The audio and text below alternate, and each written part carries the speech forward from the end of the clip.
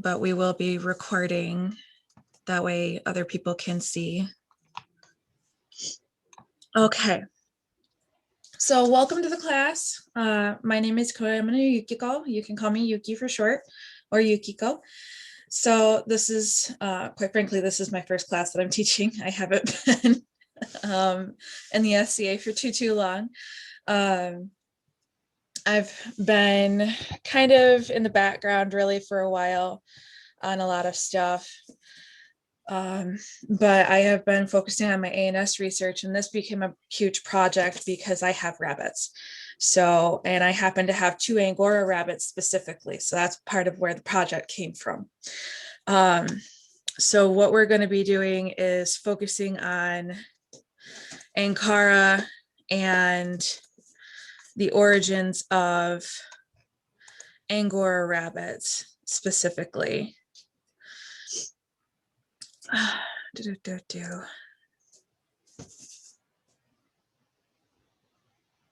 I can get my computer to work nicely. There we go. So with Ankara, here's what we're going to be covering. We're going to go over Ankara and the Anatolian province a little bit. There's some basic history about the region. And then we're going to go over what is Angora anyway. A lot of people are like, Angora, isn't that some sort of weird animal or something? So we're going to go over what Angora is basically, and then we're going to go over the specifics of the Angoras. We're going to go over the Angora goat, the Angora cat, and then lastly the Angora rabbit. And each has a little bit of history. Each has a little bit of basic information about it. For the cat, it's more of a lifestyle really, rather than just the basic information, but it's still basic information for these animals. And then we'll go over about the fiber. And then we'll at the end have a meet and greet kind of with the rabbits that I have. And then I'll kind of go over how to work with some of the fiber and what I'm currently doing with the next steps of the process of the research that I'm working on right now. So that's kind of what we're going to be doing with the class. So Ankara and Anatolian province is part 1. So Ankara is kind of smack in the middle of Turkey, but off to the left a little bit and more toward the west. Let me move this over here so it's out of the way. So Ankara is off to the west a bit and is between the Mediterranean Sea and the Black Sea is where it's located. And it's more of a province now than what it used to be. It used to be just a city. Now it's a province. It has lots of different prefectures to it. So the last known, some modern day information about it, the last known population, it was up into the 5 millions, halfway to 6 million at least. It's in the Western Anatolia region. It has 25 provinces, and it's the current day capital of Turkey. A lot of people think it's Istanbul or Constantinople. It's actually Ankara. So that is actually the capital to Turkey is Ankara. And a lot of people don't realize that Ankara is actually a really big metropolitan area. It's not small. It is a little under 26,000 kilometers square. And its basic geography, it's for the most part, the land is agricultural. It's a little over half of it is agriculture actually. And then about 1/3 of it's forestry and about 1/10 is meadow and grazing land for animals. And then the second largest lake in Turkey is actually in Ankara, along with the highest point in the Anatolian area is actually a little over 2,000 meters tall in Ankara. So that's a couple of the basic geography features there for the basis of Ankara for you guys, just to kind of introduce you to the area. So here's some of the history that we're going to be going over. So there's several different periods that Ankara has. They actually go back to the Bronze Age. So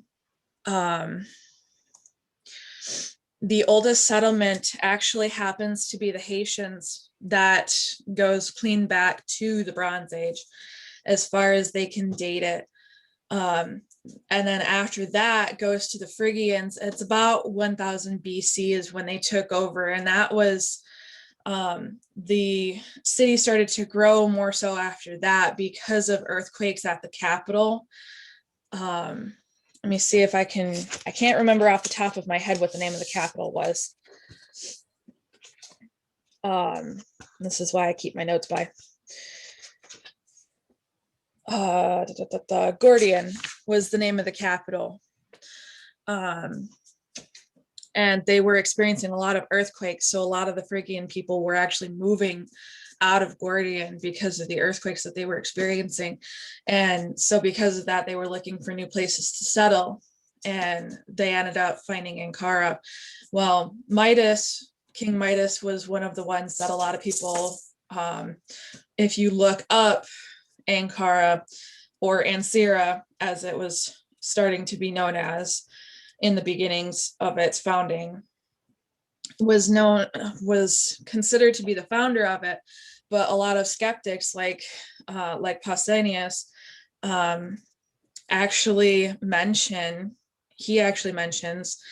and brings up that the city could have been older, like we now know with dating and archaeological finds and digs. So it's one of those that King Midas more than likely found the city pretty well unpopulated for one reason or another. It might have been due to the earthquakes if they were experiencing them in the area as well. There's really no telling. I didn't find a whole lot of information on why the city would have been unpopulated, unfortunately. So that's something that I'm still looking into. But after that, then we went to the Hellenistic period where Lydian, then Persian rule took over after Phrygia. And that's where we had a brief period with the Lydians, and then the Persians took over from the south. And they had a lot of Phrygian characteristics that remained with the peasantry. That was evidenced by the gravestones during the Roman period. That was seen during that time. And then after that, Ankara was then conquered by Alexander the Great in about 333 BC. So a lot of people actually don't know it, but Ankara became a hubbub during Alexander the Great's rule. He actually, after his death, not too long later, Ankara fell over to one of his generals, which is Antigonus. Antigona, sorry, I pronounced that wrong. A lot of his territories were split up, and Ankara fell over to Antigonus and to his share of the territories. And that's when, under the Greeks, after that, when the largest expansion took place of the city.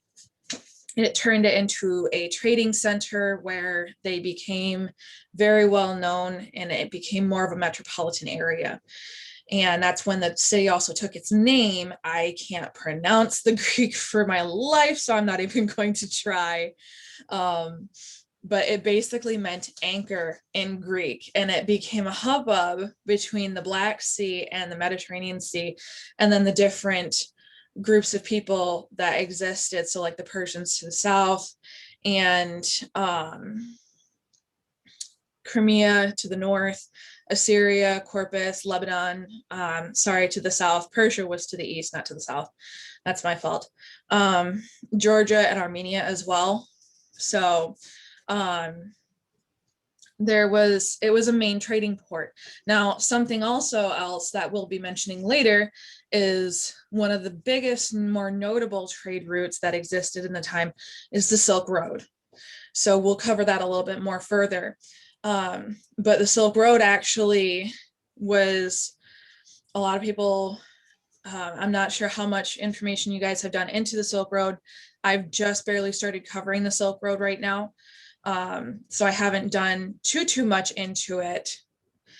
but I'm working, that's the next step into what I'm working on right now. The Silk Road actually connects up to the trade routes into the Middle Eastern area. So we'll go over that a little bit further here later on in the class. After that, though, when we hit the Hellenistic period, we come to the Roman and the Byzantine periods. In about 278 BC is when the Celtic Galatians took over Anatolia. And that's when it took over. Ankara is what they changed the name to. Sorry. Yeah, Ankara. I think it's either Ankara or Ancira. I'm probably pronouncing it wrong, but that's they spelled it Ancyra instead of Ankyra, which is what it had the spelling in Greek, but it still kept the meaning in Greek, so it still meant anchor. So most likely the Celtic influence at that time that kind of stuck around the area was that it was more so the aristocratic influence was that, sorry, I just doubled myself. Most likely that it was a higher noble person was in charge. And then you would have your Phrygian speaking peasants that would be working under them. So you would have the aristocratic rule over your peasantry. And then there was later at another point, there was observed that there was a language shift actually in Ankara that had happened as they assimilated the Celtic language. And then in about 25 BC is when Augustus took over, and that's when the Roman Empire had taken over the Anatolian province, and when Ankara became the capital province of Galatia. And that's when it grew into the really big metropolis that it was starting to become known for. It became a junction point where the crossroads met even further. There was, what was it? It wasn't quite a castle. It was more of like a fortress. There was there's at least the remains of one Roman villa or large house still standing near there. But it's fairly enormous. That shows just how important Ankara had become during that time frame when the Roman Empire took over. And then throughout the end of the Roman period, the city changed to become more militarized because of being invaded by different peoples. So at that point, a lot of people became more hardened. They became used to dealing with the invaders. It became more militarized. And the invasions were pretty numerous because it was a common trade route. So you had open end on one side of the town, you had an open end on the other side of the town, and it was a port. It was a city that was near port cities, if you look at the map again, because of the location of it. It had port cities just to the north of it. So it was fairly common of a location for it to be invaded. And then the city did experience Christianization early on during the first few centuries after it switched over to AD. And it was a very quick change in religion.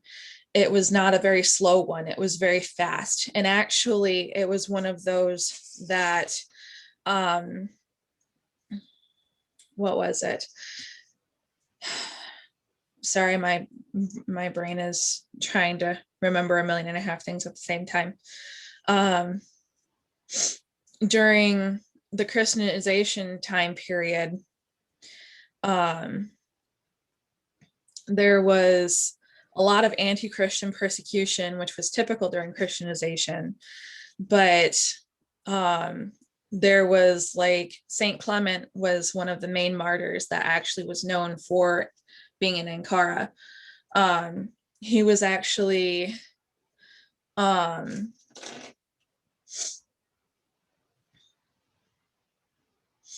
believe he was the bishop of the town or the deputy bishop of the town. Yeah, he was the deputy bishop of the town.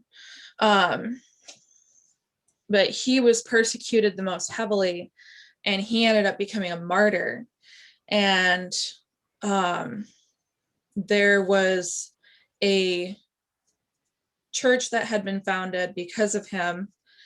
And the remains of that church can still be found today in a building just outside of the Ulus district. And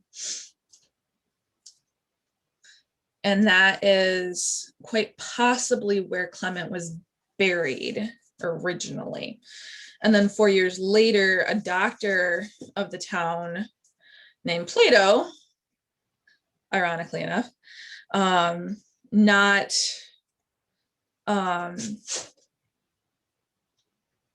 the Plato that we know of when we think of Plato, but a different Plato, I'm pretty sure. But doctor, his name was Plato. He also became a celebrated martyr under the Roman Galerius. And Galerius was the one that actually had launched the anti-Christian persecutions in Ankara against Clement and Plato and the others. And then within literally a 20 to 50 year period, the entire city flipped from pagan traditions to Christian within that time period. So literally one generation, they just up and flipped into Christianity. And that was about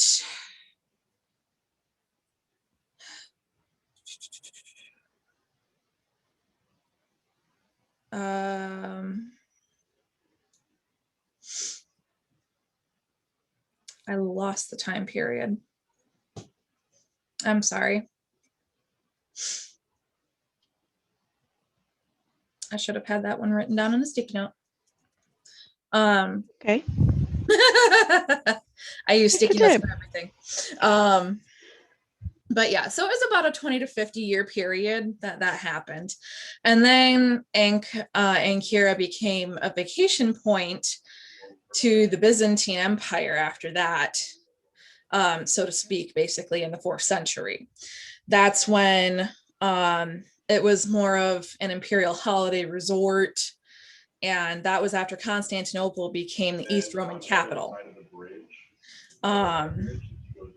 So the emperors in the 4th and 5th century world would retire from the humid weather on basically the Bosphorus to the drier mountain atmosphere over in Ankara, because the weather of the area is actually a lot more like here in Michigan, just a little bit more drier and a lot less precipitation. They usually only get about a foot to 2 feet of precipitation each year at the very, very most. And that's modern times though.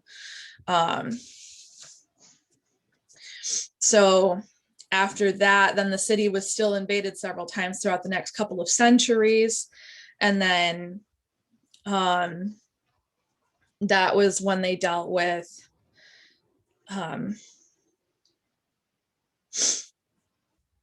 heavy Arab armies numerous times. So this is when like you hear stories of like the Arabian Nights and things like that, beginning stories of those. That would be kind of when that would start happening, is with the Arabs attacking. We would start seeing the Arabs invading Ankara. kind of here and there throughout the next couple of centuries. And then it remained an important crossroad location until about the late 11th century from there, when it was taken over by the Seljuks. And it had a pretty short history with the Seljuks, actually. It was very, very short. It was about 1071-ish that the Seljuks captured Ankara and they annexed it as an important military location. They basically, I'm not going to try to pronounce his name, but it was a sultan of the Seljuks, opened the gates, so to speak, of Anatolia for the Turks with one of his battle victories. And then he annexed Ankara for military transportation and the natural resources. And those natural resources included the animals and such on that trade route to his territory. And then literally about 2 years later, the Ottoman Empire swept in and said, no, that's mine. So they basically came in, and the Sultan for the Ottoman Empire came in and kicked the door down and took over. And there's a fairly long history with the Ottoman Empire that goes into quite a bit of detail. They ruled for almost 400 years before they had an upset and had a different Turkic ruler that came in and captured the city. And then a year later, the Ottomans took it back.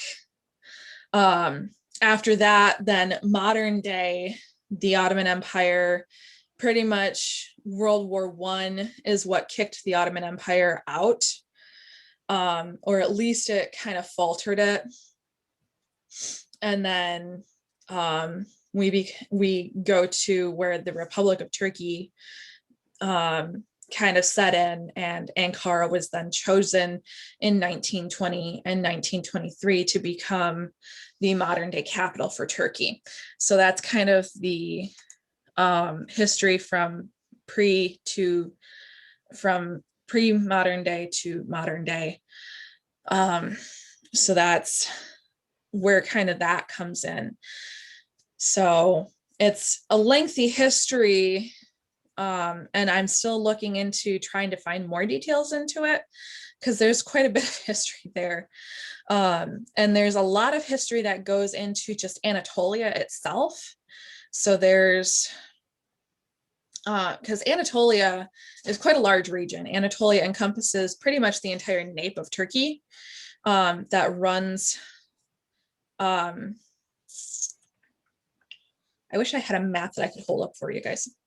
But Anatolia pretty much encompasses that entire end of Turkey that butts up against Europe, between the Black Sea and the Mediterranean. That's pretty much all considered Anatolia in there, and then it butts into Europe. So Anatolia has a huge history, and there's quite a bit of it, and it actually goes back predating the Bronze Age. If you look into it, just from what the Encyclopedia Britannica has. If you look into Britannica, they have quite a bit of information just in a couple of their articles there. But I was looking specifically for Ankara because of the origins for Angora fibers, because of when you look into the animals, there was at one point where the city had taken on the name Angora, but I couldn't find anything so far in the history where it says that it took on that name. So it's kind of speculated as to whether or not it did take that on as Angora, but it has had the name Ankara or Ankara for many, many, many years. And in Turkish, there's Ankara Kedisi and Ankara Tavasani, which are Angora goat and Angora rabbit. So we do know that Ankara goat and Ankara rabbit. So we do know that the animals do get their names very easily from Ankara. Now, what is Angora anyways, and how does Ankara fit into this? Basically, like I had said before, we were going to come back and visit this. Ankara, based on this map right here, if you look, this is a trade route of the Silk Road. The thicker line right here, this is all Silk Road from China. And then these are the main trade routes here in the Middle East. And Ankara right here is one of the main spots, one of the main hubs on that trade route that lines up straight with the Silk Road. So it's very, very possible that Ankara had silk coming from the Silk Road through their hubbubs, through their markets and bazaars, and then had whatever other goods that they were trading that was native to them going to the Silk Road and across to the Eastern worlds,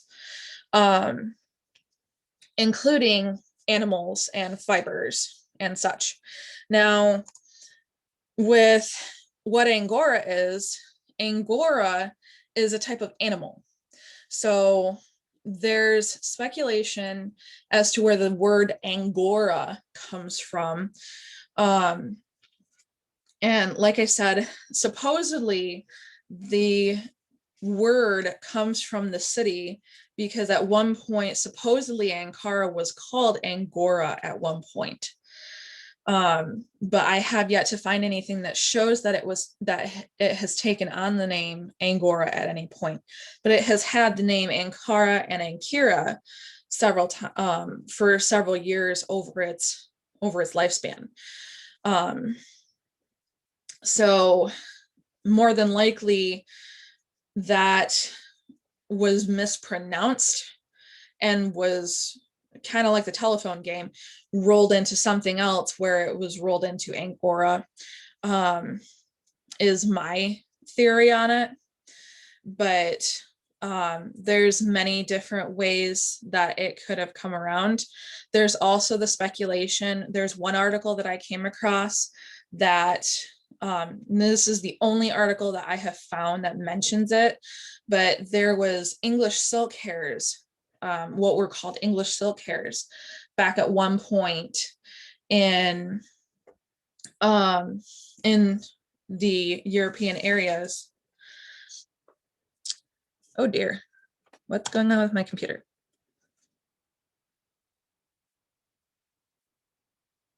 Why are you stopping? Oh dear. Well, I'm going to stop sharing my computer for a minute while I'm trying to figure out what's going on. Oh, PowerPoint crashed. But so basically, I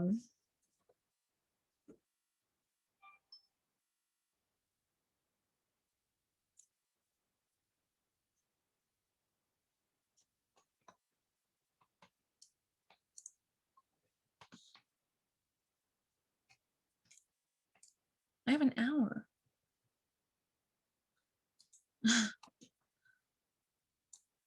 But so basically, oh, where did it go? There it is.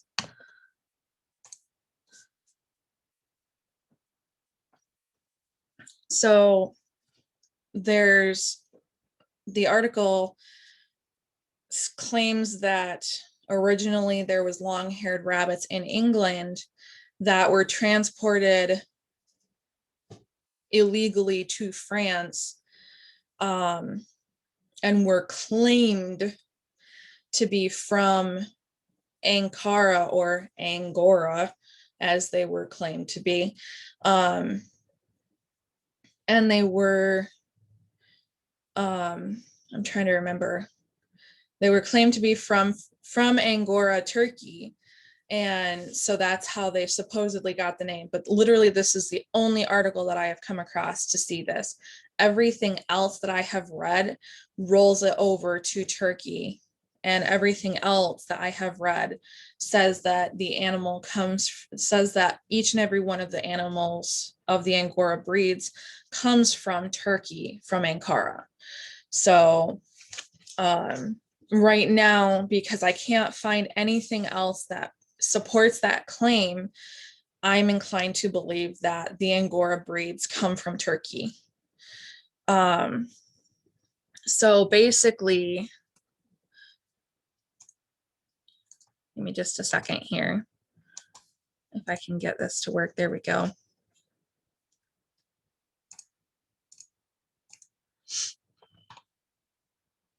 Let me share my screen again.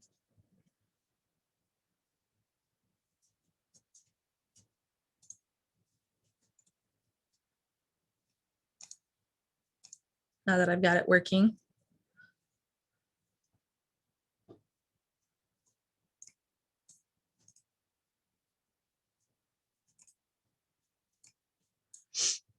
So basically, as far as we have information, Angoras come from Ankara, Turkey. So there are several types of Angora animals. There's 13 breeds of rabbits that we know of. There's one breed of goat. There's one breed of cat. And they, as like I said, as far as we know, they originated in Ankara. They can be found throughout the world nowadays, and they're more popular in some places than others, such as Europe. A lot of places like England, I want to say Hungary. Why do I want to say Hungary?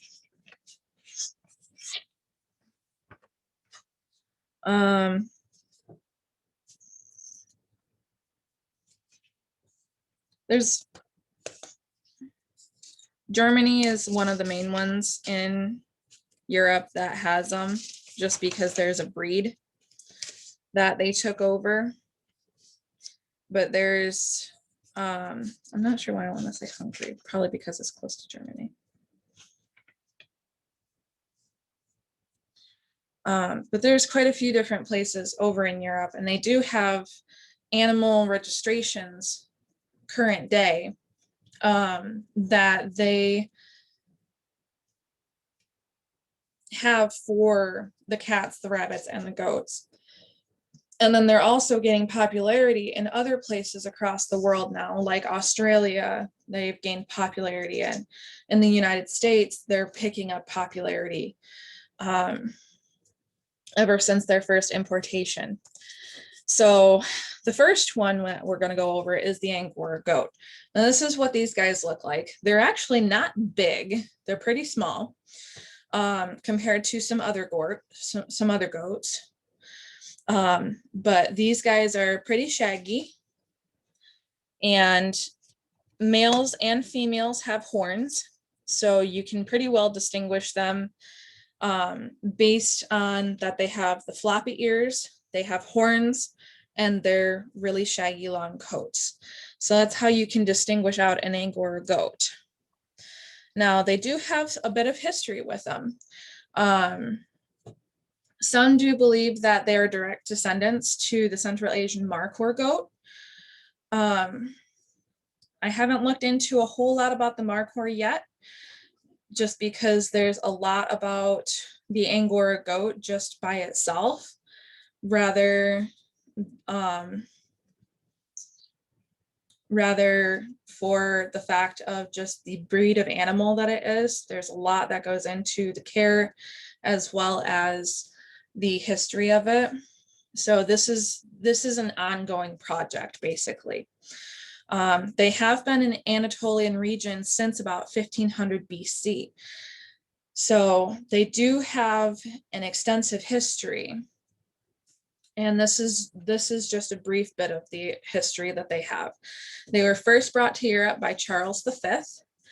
That was as a gift from one of the sultans.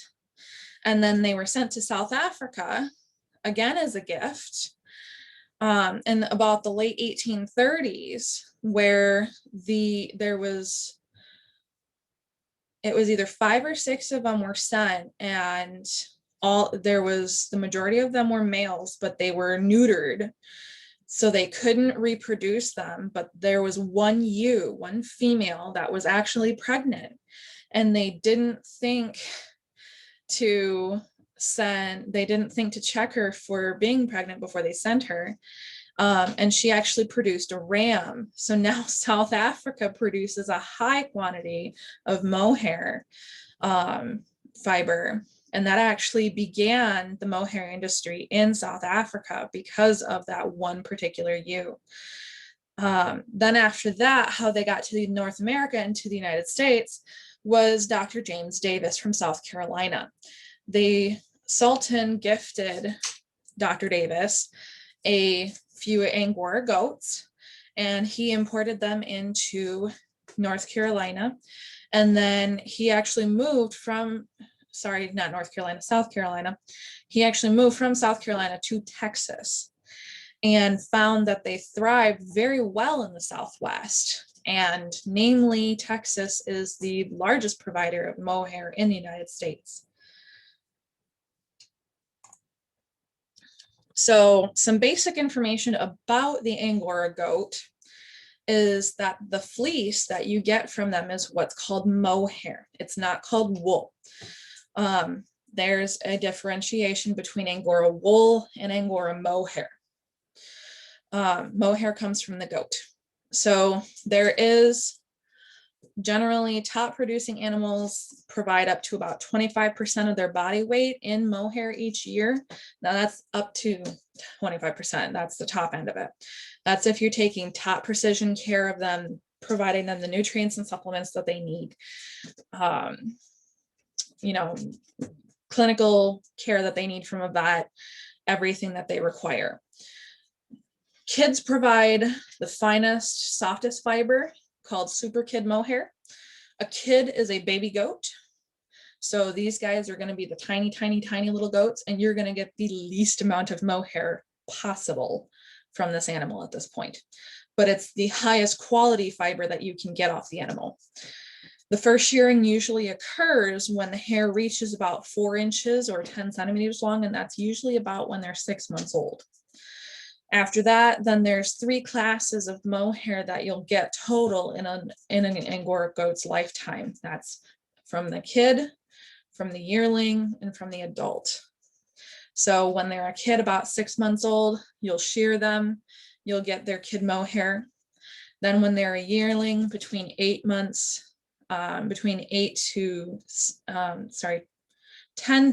to 18 months is a yearling. Then you'll shear them again. And then from 2 years onward, they're considered an adult. And that's when you get the more coarse fiber from them. And the older they get, the more coarse fiber you tend to get.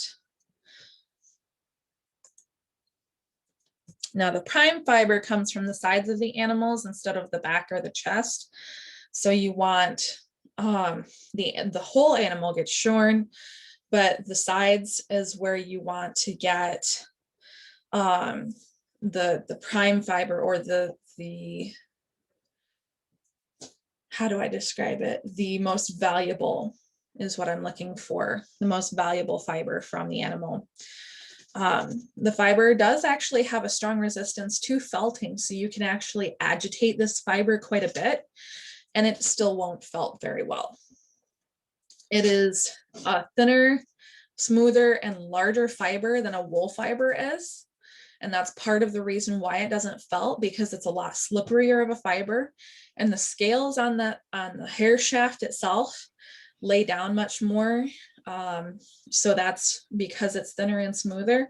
You can actually look at the hair under a microscope and see that scale, and next to a wool fibers and see the scales on that.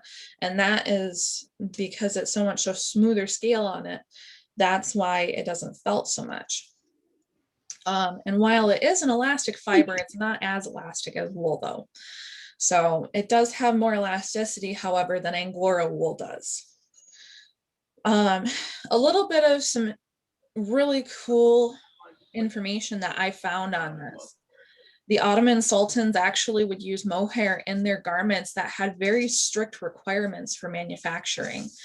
And this was something that I found very interesting. This is where some of the Ottoman history goes back and goes into further detail, where um, the requirements for a sultan's garments were so strict that they had to have a person approve a piece of fabric and stamp it before it could go somewhere. And they would just keep these restrictions in place before even a bolt of fabric could go to market, let alone be used for the Sultan. So the fact that they were using mohair for the Sultan was a big deal. And they were using things like cotton when they could get it, and they were using wool. Now, some of the wool that I did see, some of the wool references that I did see, didn't explicitly say if it was sheep or if it was Angora. So it could have been either, based on the way that some clothing was mentioned. It could have been either Angora or sheep, because there are winter clothes that are used. So it very well could have been Angora because of the warmth factor. And I'll talk about that in a bit when we get to Angora rabbits.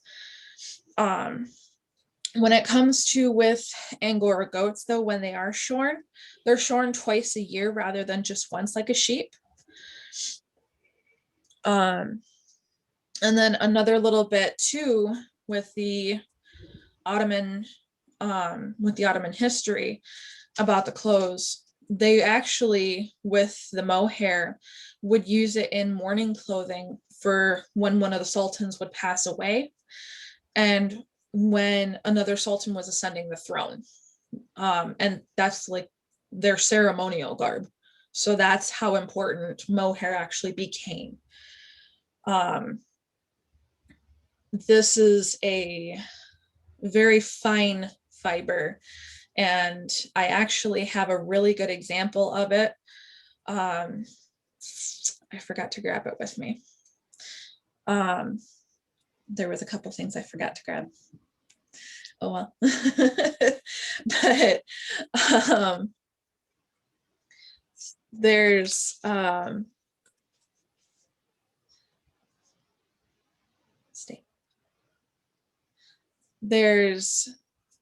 the way that mohair acts. You can see just in the way that the fiber is, you can see why it's considered such a fine fiber and why it would be valued so highly. Due to the way that the fiber is, though, the goat is more susceptible to parasites because the coat is denser than some similar animals. These goats they're not prolific breeders, and they're not considered a very hardy animal, though. They're pretty delicate, especially in the first bit of their lives. They're really delicate. You have to monitor them when they're first born, apparently. I have no experience with the goats in real life. I want goats. I would love to have goats. They do have high nutrition requirements, though, because of the fiber production and due to the rapid hair growth. So if you do have fiber animals, they do require higher nutrition requirements and monitoring because of the fiber production and the hair growth requirements. The most widely accepted colors of Angora is the pure white, because that's after selective breeding. That's what it was bred down to. And then there are colors that are becoming pretty accepted, but they have to be very specific about them. If you try to register a goat of color, there can be no kemp, as it's called. It's an undesirable fiber. It's really thick, it's really really hard, it's short, it's not good, it doesn't take dye very well. It's just very undesirable. Generally, the size of the fiber is pretty small. If you go from super fine to the very coarse, then it gets pretty thick, which is why adult hairs, the adult hairs would usually be used in carpet weaving, whereas the superfine would be used for the clothing and such. Mohair usually does take color very, very easily, and because of the luster in it, which is what mohair is known for, it actually is known to take vibrant colors. Excuse me, it is known to take the vibrant colors and make them pop. So you can dye them and have very vibrant colors that you can work with. In colored Angoras, usually the color lightens with the age. So kind of going back to the accepted colors, if you do have a colored goat that's like brown or black or gray, that color usually fades as they get older. So onto the cat. I know we're kind of coming down to the crunch here. If anybody has another class that they need to go to, that's understandable. There's not a whole lot on the cat right now because there's still some research I'm doing into this. The Angora cat is also known as the Turkish Angora. They are often confused for van cats.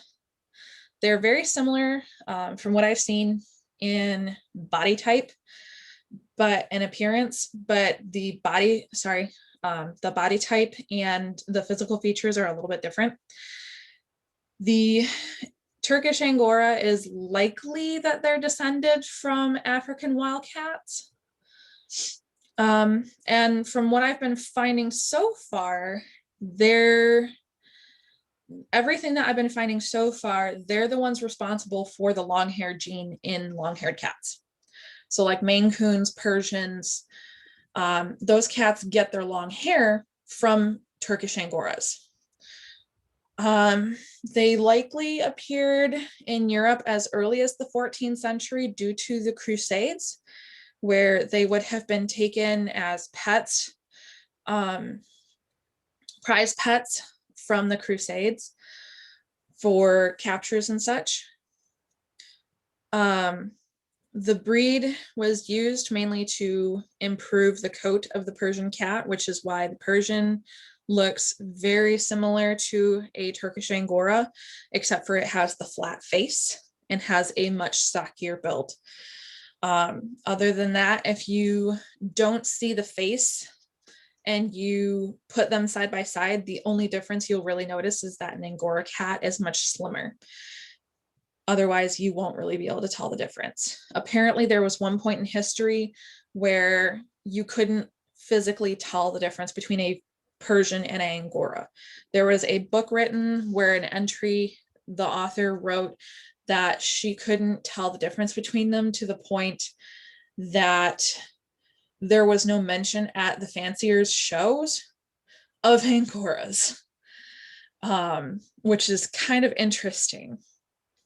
But in the early 20th century, though, the Ankara Zoo began a preservation project because the Angora cat, the Turkish Angora, was starting to lose its foothold at home.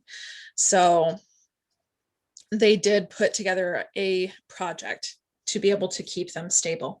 However, when they were putting together that project, they weren't very selective in the cast that they were choosing for it. They were a little bit kind of careless with it. They had a tendency of picking cats that had a hearing loss issue. And I'll go over that a little bit here in just a minute. So the basic appearance of a Turkish Angora is that they have a long silky coat with a very posh tail that ends up looking a lot like a peacock feather. In comparison photos that I've seen, there was a video that I found, a documentary, and a couple of other things and some videos some photos, sorry, that I found. The tail looks a lot like a peacock feather, just much more furred. They are usually white, although nowadays they can be multiple colors. So you get your tabbies, you get your blacks, you get your tortoise shells, you get your solid colors. You can have multiple colors in there, so you have a lot of variation in them. You can have a single colored eyed, or you can have a heterochromatic, where you have one blue, one chrome, one amber, or one amber, one green. Now, on the note about the blue eyes, there is one thing about that I will cover here in a moment. I will hold that thought. With the ears, they are pointed. They're quite large, actually, for a cat that I've seen. And then they're pretty wide set on their heads. So instead of being up in here, they're more out here. Their eyes are pretty almond shaped instead of rounded. So they're they have much more of the almond shape to their eyes than they have the roundness to them. And then they have the sleek body with a slim face.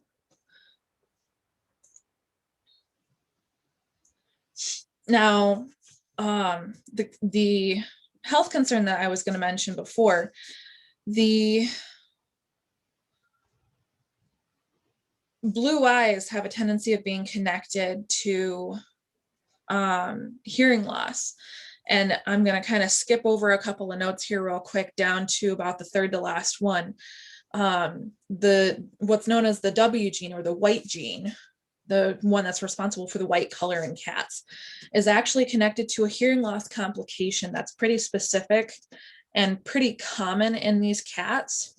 Like I mentioned before, the Ankara Zoo actually didn't pay attention when they were working on preserving these animals, and they didn't really get specific in what animals that they would consider for the project. So it ended up breeding in a hearing loss complication that was very common, actually. But you can still have a blue-eyed cat that hears just fine. It's just very common to have a blue-eyed cat that has hearing loss, or have a heterochromatic that has hearing loss off to the blue side. Now, these cats are very intelligent animals. They're very playful. They're very athletic. They have to have toys because of how energetic they are. They have to, because they are becoming house pets, you have to provide a lot of playtime for them to be able to take care of that energy. Otherwise, you could have a destructive animal. They are very involved in family life. And they usually, because of their intelligence, they usually pick one human to consider theirs. And they do get involved in a lot of things. So like they will, instead of running to hide if somebody comes over, they will actually come see who it is that's visiting, to know who it is that's who's at my house. You know, they will get involved in the family activities to see what doors are open when.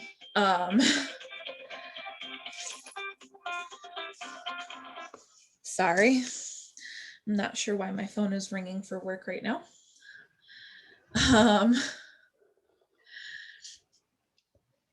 My apologies.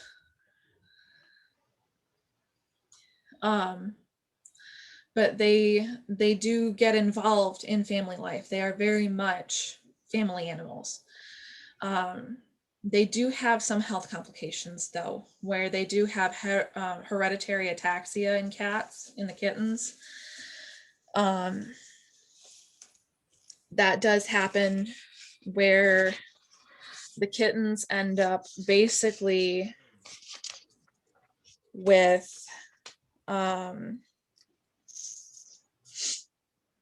shaking movements, and if they end up with hereditary ataxia, they tend not to survive adulthood. They also can end up with hypertrophic cardiomyopathy, which is a cardiac condition. But it more often affects the males, usually between 2 to 6 years of age, more than the females, and it is quite rare in Turkish Angoras. It's the same condition that affects Maine Coons, but they're suspecting that it's a different genetic situation that affects them, so they're not sure whether or not that they can actually test for the same genes in Turkish Angoras than what they are trying to test for in Maine Coons. So now we get on to the Angora rabbits. So Angora rabbits, like I said, there's 13 breeds. No, I'm not going to cover all 13. We're just going to go over a little bit about the 5 main popular ones that have associations across the United States and the world. So there's the French, the German, the English, the satin, and the giant. Now, fun fact for you, Cleo has all 5 breeds in her pedigree. And I will be introducing you to Cleo here shortly. And then pop quiz for anybody who paid attention to the class material. What breed is Luna, if you remember?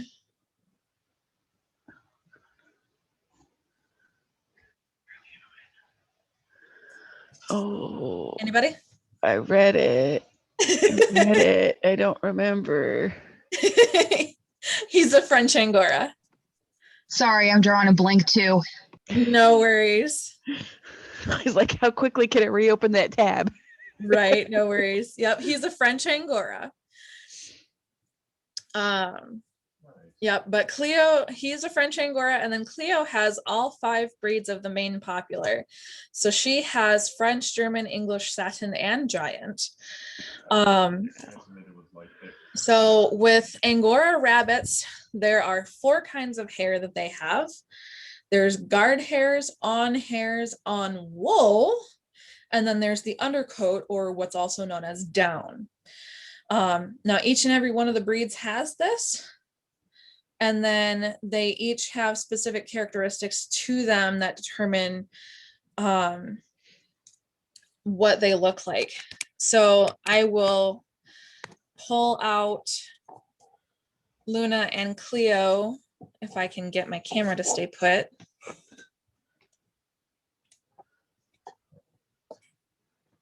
It's not wanting to stay put.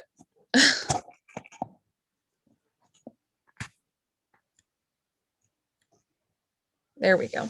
So I will pull out Luna and Cleo to kind of show a little bit of that. Let me see if I can get Luna to let me pick him up. Oh, he's napping. So Cleo it is. Hi, Cleo. Yes, hi, baby. Hi, sweet pea. Come here. So this is Cleo. So she is the mix. She's the German hybrid. Now, if you notice, it's kind of hard to tell right now because she's actually pulled her furnishings off. But she has some furnishings on her face. She has kind of what looks like mutton chops a little bit on her face over here. She has a narrower forehead, but very wide cheeks. Yes, I know. Yes, I know. Yes, I know. Woo! Hello. I've got you. I've got you. I've got you. Oh, she's scared. She wants down to play. Oh. She wants down to play. Sweet girl. And then on the tips of her ears, she has furnishings that she's actually kind of been pulling out. This one has a little bit more. But she has furnishings that are typical of English and German Angora. So those are specific to those 2 breeds. Usually English Angora get so much furnishings on their face that you can't even see their faces, that you can't even see their eyes. Usually all you see out is their nose. You need your nails trimmed badly.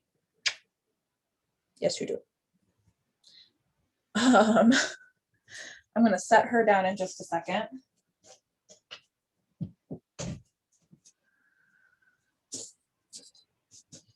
Yes, baby. There you go. Yes, I know. And this is why I'm wearing a dress instead of a kimono today.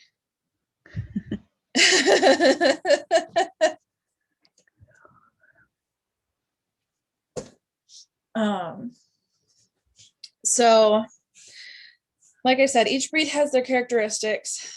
Those are a couple of those specific ones. French Angoras,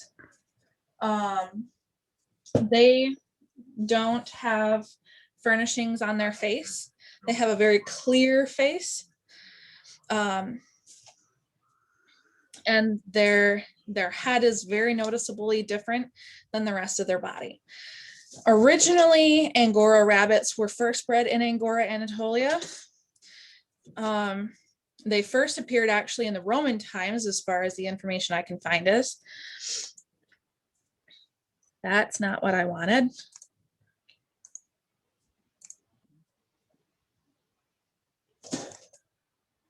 Thank you. And then after that, rabbits gained a foothold in other countries like France and Britain. They, like I said, had shown up in Great Britain. They were known as silk hares, British silk hares. What are you doing? She's causing problems.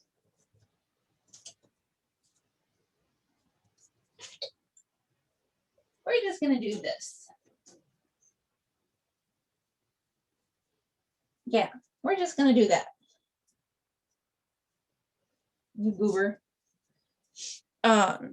They showed up in Great Britain and had become known as British silk hares, English silk hares, were then exported from Great Britain illegally and taken to France, and were then reknown as Angora rabbits. And then in 1723, they became extremely popular with French nobles as pets. Marie Antoinette, the famous queen who was guillotined, she had Angoras. Unfortunately, from what I found, her Angora rabbits met a very similar fate to what she did and were decimated when she was killed. Because of how highly she prized them. But when, in the meantime of all of that, back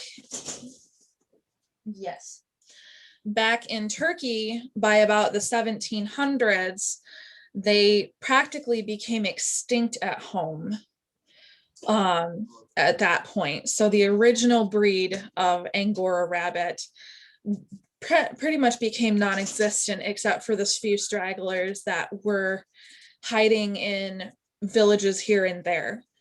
The end of the century, they had spread across Europe at that point, and the trade routes would have had Angora rabbits all the way across, and the larger producers would have been producing for fiber at that point. And then the 20th century, then they were taken to the US from like Germany, from England, of course. What are you doing? What you in on it?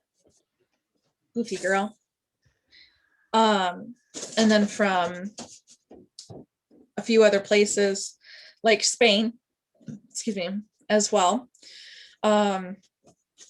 They were imported to the United States and North America. Really?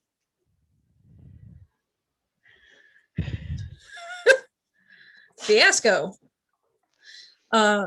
These are just all my sources that I've got, and I did upload that for you guys to be able to use. So some basics when it comes to the Angoras, they're the fiber itself is very unique depending on whether or not it is brushed out or plucked out or shorn. So if it is brushed, like I have the perfect example of what brushed fiber looks like. So this is brushed fiber, which this is actually going to Marta, to felt. This is not Angora though. This is actually from one of my other rabbits, but this is what brushed fiber looks like.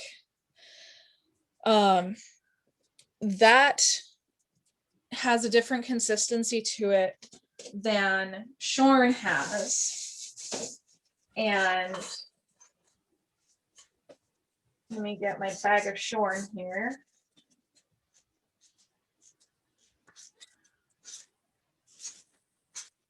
Because Cleo currently, the reason why she's so short hair is because she gets shorn.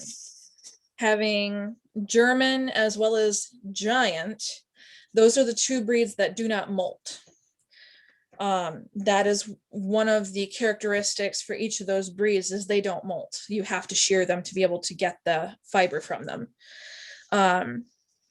So this is what shorn fiber consistency looks like. It's not nearly as clumped together, and it's a lot fluffier. It's a lot softer. It's easier to pull apart. And you can see the strands to it a lot easier. Interesting. You are just being a sinker. I believe that I have some brushed. I do. Well, combed, not brushed. But there is a difference.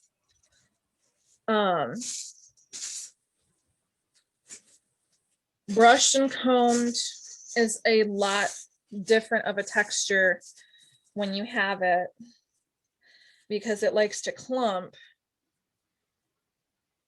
like this. With Angora, it likes to clump and likes to stay clumped,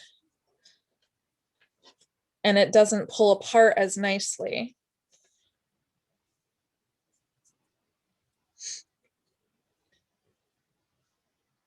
It pulls apart nicely, but it doesn't pull apart as nicely.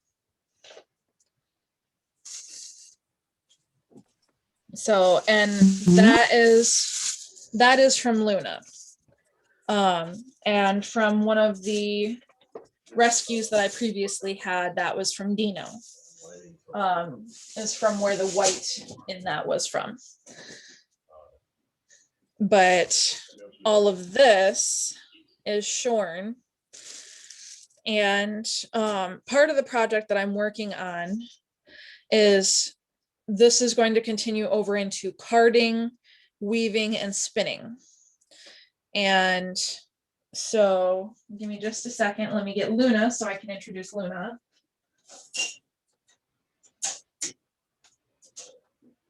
Hi. Nope. Don't get a choice. Nope, you don't get a choice. He's like, no. So this is Luna. So there's a noticeable difference between him and Cleo. Obviously, he's colored differently. He is a black. Yes, I know, Bubba. I know. He does not have furnishings on his face. Thank you.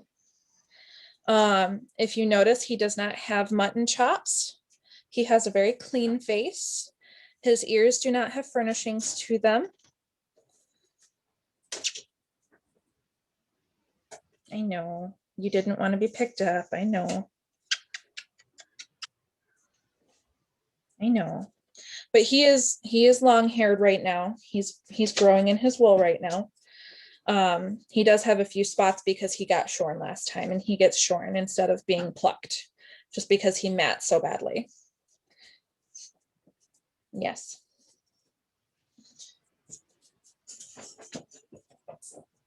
Easy, easy.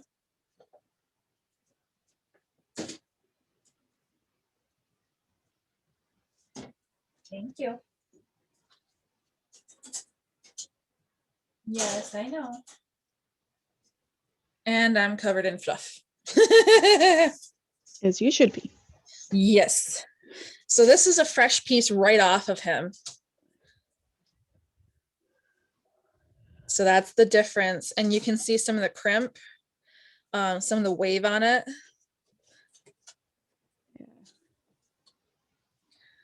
So let me go get the mohair real quick.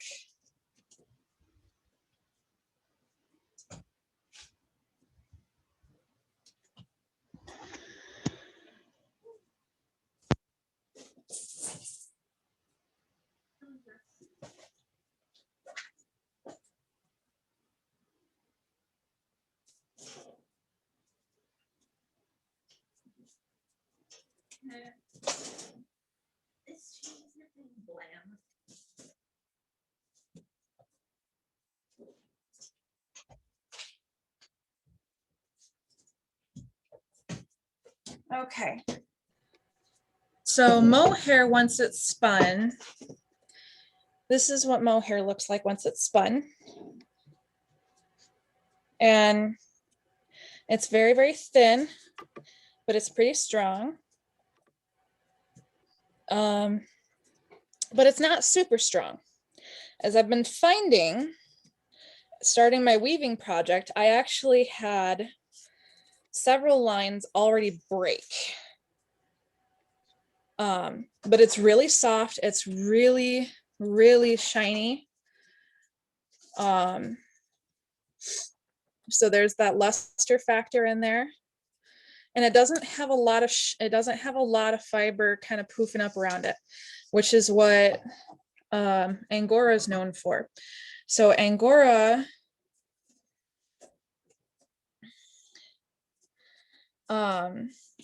wool is known for what's known as halo, where it poofs quite a bit around the edges. So this is pure Angora. This is from Cleo. And if you look, it has a halo around it where it's poofed up at the edge. And it's really soft. It's very, very soft.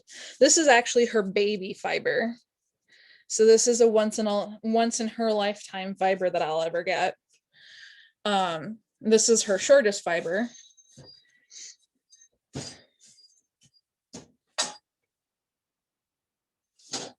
And this is what that looks like in a roll leg. She's a red tort. So this was what her first coat looked like. It was red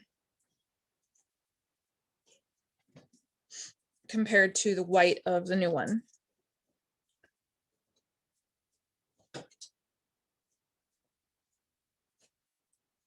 Let me do that. There we go. What are you doing? Are you being naughty?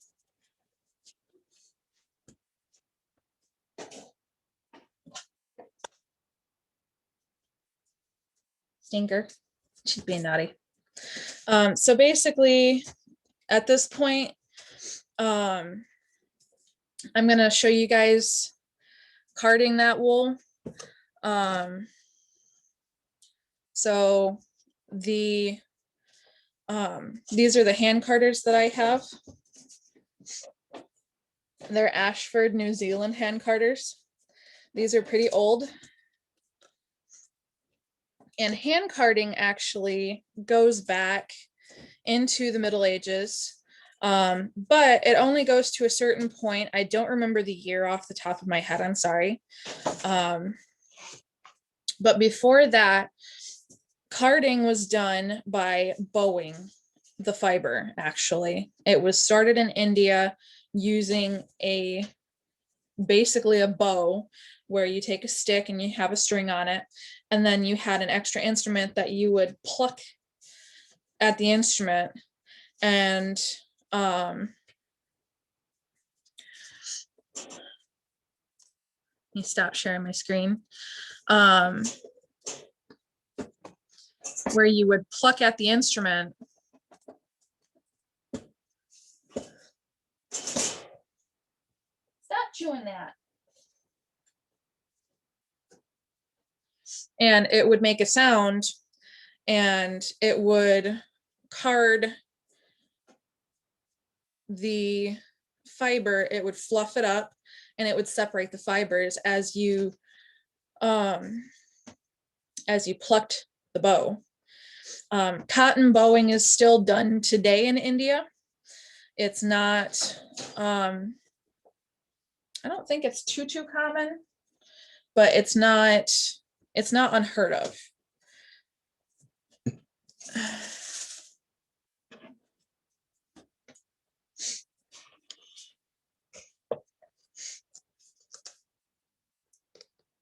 Hi, Cleo.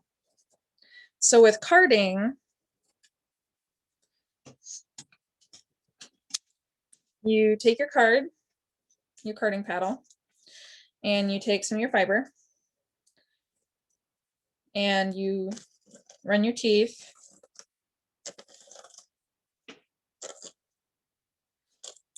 and your teeth catch it, the fiber, to be able to grab onto it and hold it onto your card.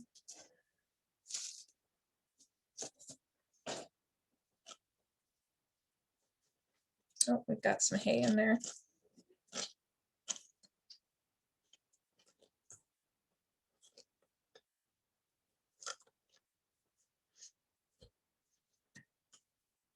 And you want to try to pluck out, if you have any vegetable matter like that, and you want to try to pluck that out and not have that in there, because there's veggie matter.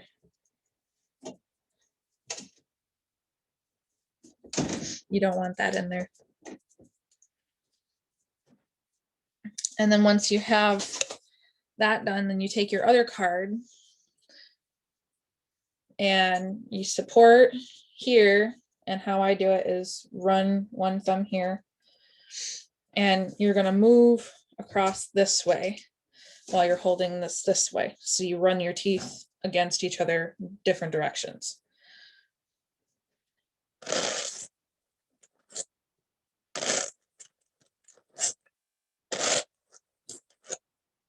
And you barely even have to touch them together to be able to card it.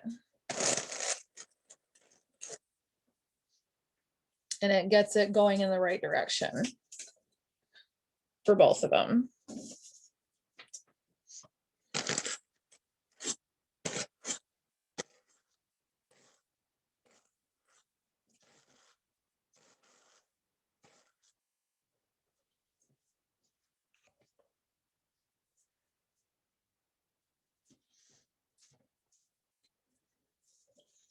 There is a lot of veggie matter in here. Holy Moses.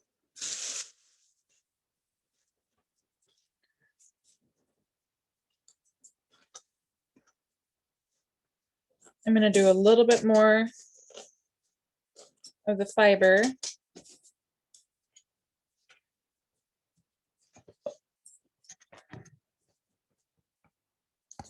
me pull it down so you guys can see. There we go.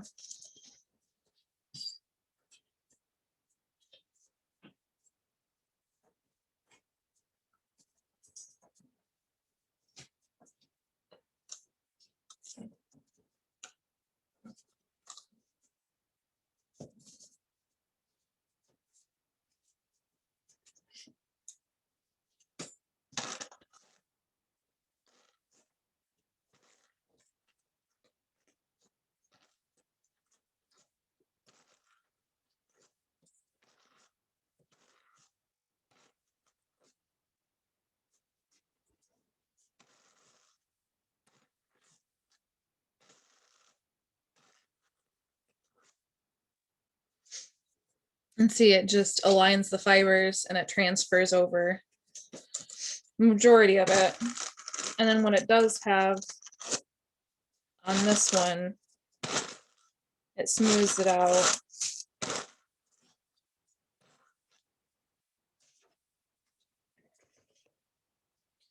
I'll do that one more time.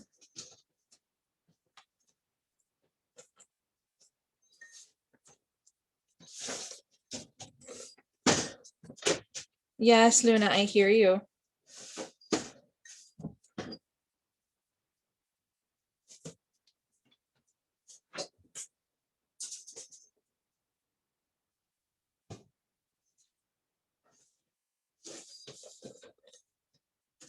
Now, the nice thing about Shorn too is that when it gets stored, it stays fluffier. It doesn't dense up.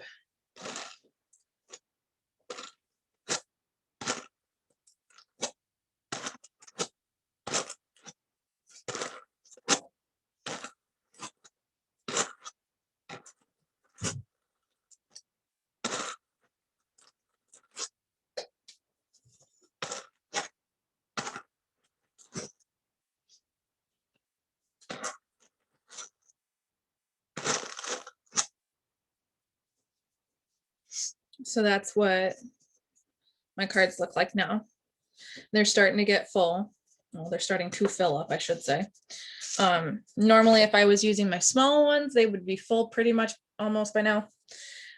Just because my small ones are really, really small. Where did I put those? I think they are not in there.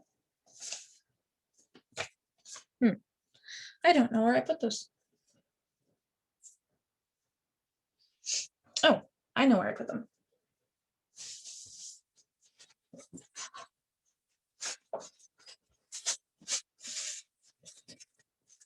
Nope, I was wrong.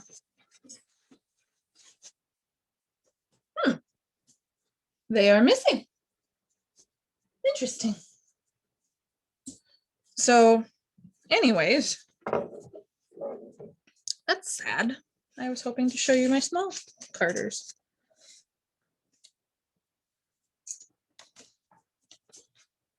Guess I have to find those. So once you get carding done, then you take them off, you take the fiber off, and you roll it into what's called a puni. This is what a puni looks like, puni roll egg. And I've got several of Angora. This is all Angora.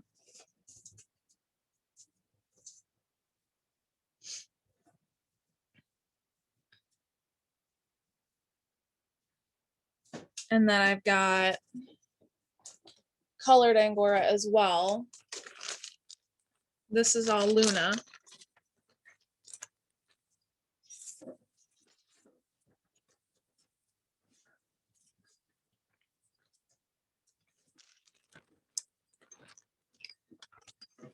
This is actually a puni off of those big carders. But this is what a roll egg looks like off of that. And then from this, you start spinning and you just draft from the middle and it just pulls apart real nicely like this. So that's why we make punis, because they draft really, really nicely.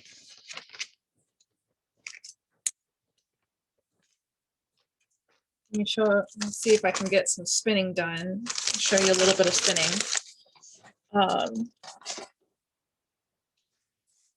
Just a little bit. Can I ask you a question? Sure, you can always ask questions. What are you saying when you talk about a roll egg and a cooning? Can you spell that in the chat for me? Yes, a roll egg and a puni. I will spell those for you. Thanks. Sure. So it's rolag, R-O-L-A-G, and a puni, P-U-N-I.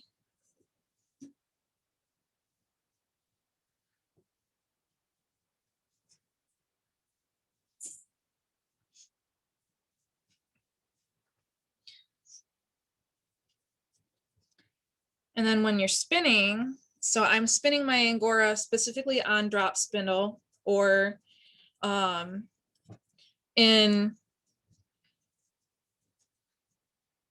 before drop spindles existed, it would have been distaff. I don't know much about distaffs yet because that's part of the continuing research. But right now, I'm spinning on drop spindle. So these would have been the next way of spinning after distaff spinning, or so basically it would have been spinning by hand, where you just take it and you spin it in your hand, and then taking a stick and twisting it on the stick, and then spinning on a distaff would have probably been the next one as far as I can tell, where you have your distaff. From the pictures that I've seen, women usually had a distaff sitting right here that they would spin from, and then they would draft with their other hand from the photos that I've seen. And then drop spindles started to come in a little bit for plying, from what I can tell, because the photo that I've seen so far, there was no bundle of fluff in the ladies' hands, where they had drop spindle bobbins. So that's an ongoing research still. But this is an interesting one because this fiber is still short.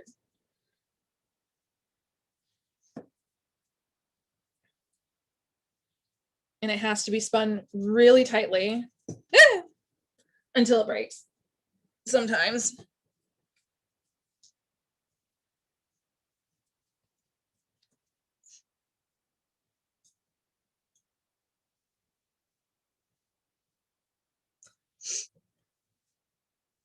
And this is why usually with this right now, I usually do park and draft method, where you spin it by hand. So I'm doing this with my hand and kink up. And then you park it between your knees.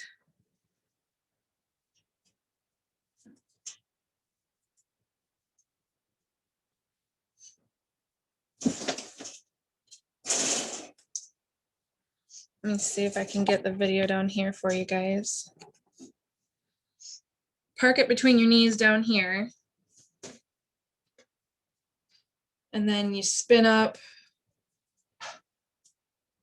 the tension, the twist up your string.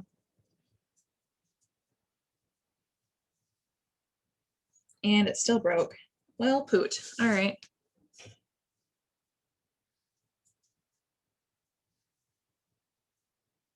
So we're going to do that again without attaching the end of our fluff.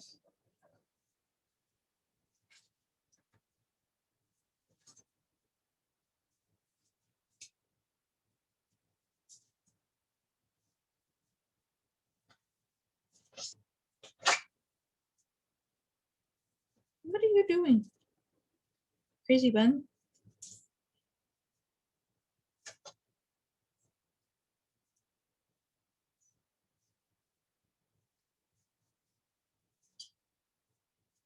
And then it twists up.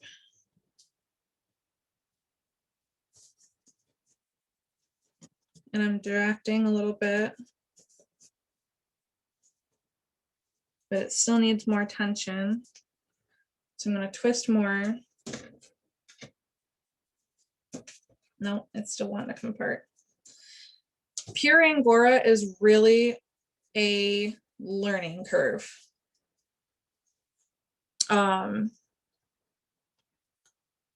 When you are spinning just pure Angora, it is really a learning curve. And that's part of the reason why I'm only this far, because of how much work it takes to be able to do that spinning.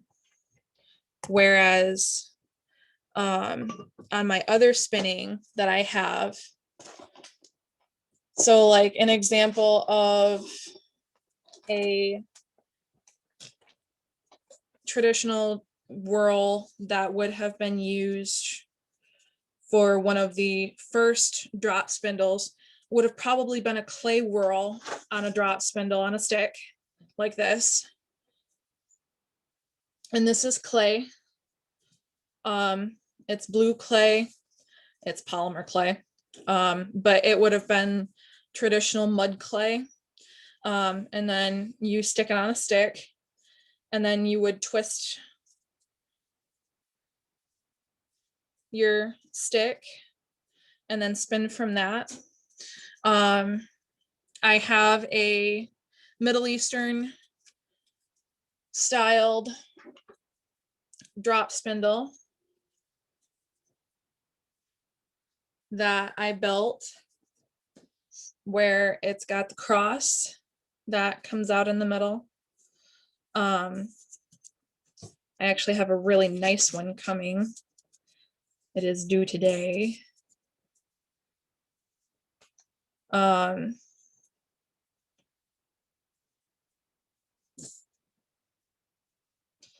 But this, let me see if I can get it to go. You twist it up.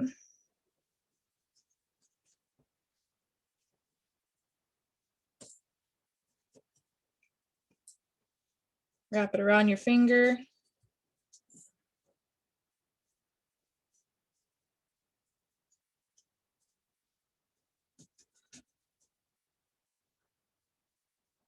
Oh, come on. Get off my finger. There we go. And I just broke it. It does not want to stay on. But see, you wrap it around a couple times to hold it, and it has your string down the shaft here and connected. Itchy nose. And then you spin it like this, and then it twists. So you get twist in your fiber.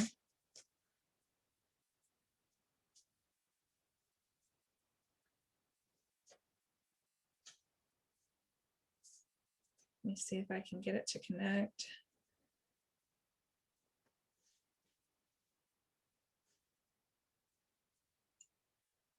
There we go.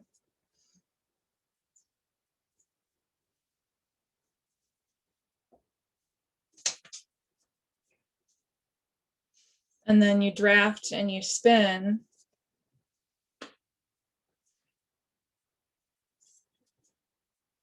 And as it's spinning like this, you draft a little bit and let it spin.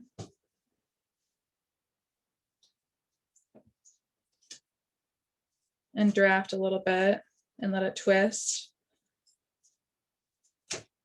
And basically that's the same principle with everything that you're spinning.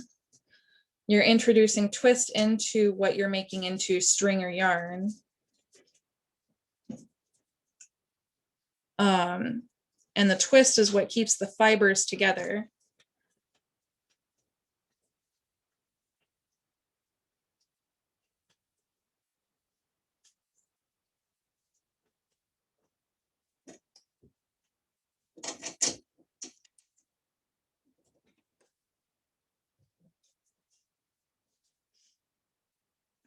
And then when you're done, you slip the loops off and untwist it.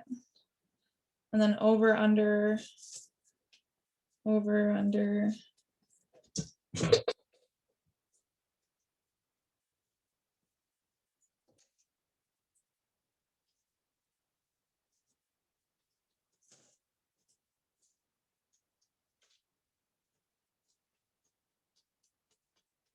And then you spin it back up on your thumb and slip it off your thumb onto your stick.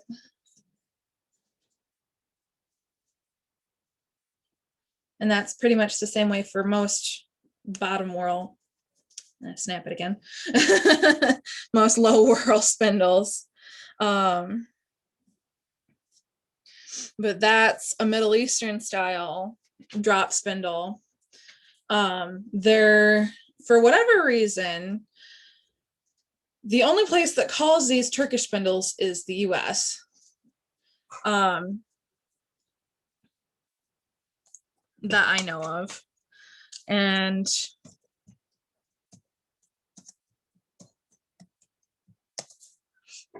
I'll put that in there. Ignore the MM beforehand. But the only place that calls them Turkish spindles is here in the US that I know of. So, and the way that you pull everything off is there's one stick, one of the two pulls out from the center. When you're done, and it should be this one.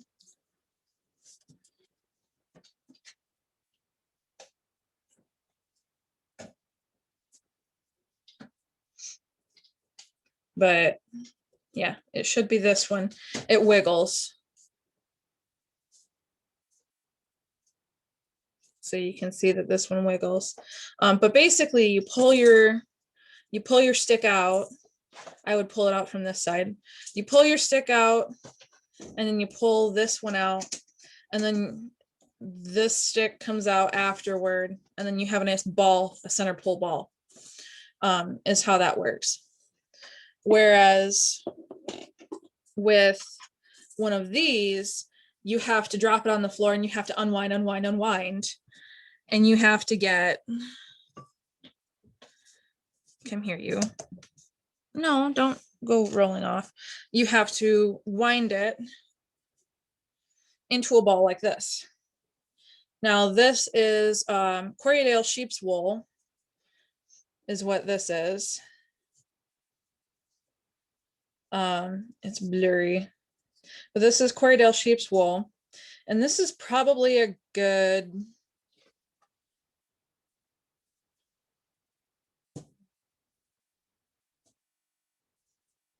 I'm not even going to try to guess how many yards that is already. But there's a lot of yards in this already.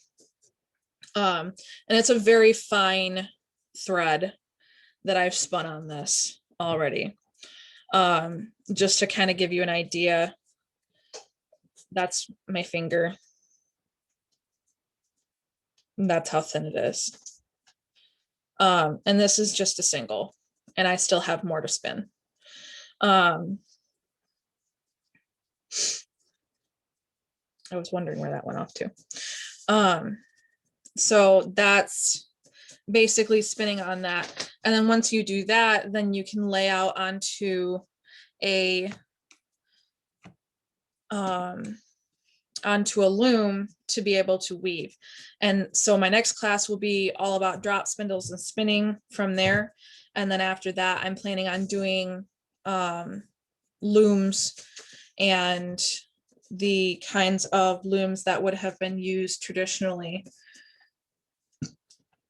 And the one that I have right now is a rigid heddle loom, so it's not historically accurate, because the modern day rigid heddle looms are not used traditionally in the sense of how rigid heddle looms originally were used. Rigid heddle looms nowadays are used for making cloth in a different sense, whereas rigid heddle looms used to be used for just belts and lanyards and decorations only. So, but they can be traced back to at least the Bronze Age. So that's something that I'll be covering when I go over that in one of my next classes. But so that's pretty much Ankara and the origins of Angora fibers and how to kind of work with the fiber a little bit. And if you guys have any questions that you have, feel free to shoot me messages or anything like that. And I'd be happy to stay after a little bit for questions. If you guys have any, or if you just want to spend some time after, that's entirely up to you too. So thanks for coming, guys.